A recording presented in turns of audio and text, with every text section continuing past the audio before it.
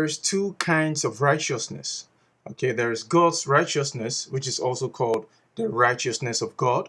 And then there is self-righteousness. Let's look at the difference. Self-righteousness is when a person has not submitted to Christ. Okay, so in other words, they still have their sinful Adamic nature and they're trying to live by the law of God. Okay, so they're living by thou shalt not steal, thou shalt not kill, all of that.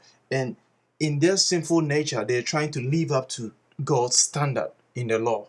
That is self-righteousness. They're trying to achieve righteousness by themselves. They don't want to go through Christ by submitting to Him. Now, God's righteousness, or the righteousness of God, is when a person is crossed over.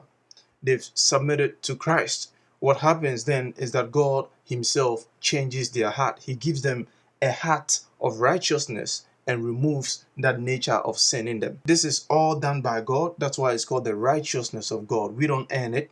It's just due to our submission to Christ. God gives it to us.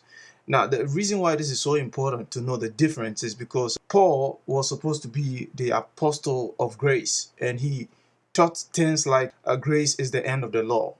And yet the same Paul seems to be mentioning aspects of the law in the new covenant, in his letters, in the epistles. He will say things like the works of the flesh, jealousy, envying, and all of that. And even in 1 Corinthians 6:9, he talks about idolaters, drunkards will not inherit the kingdom of God. And you're wondering, why does it seem like he's preaching the law, even though he says grace is the end of the law? Now, the answer is, it is not so much what is preached, but it is to whom it is preached.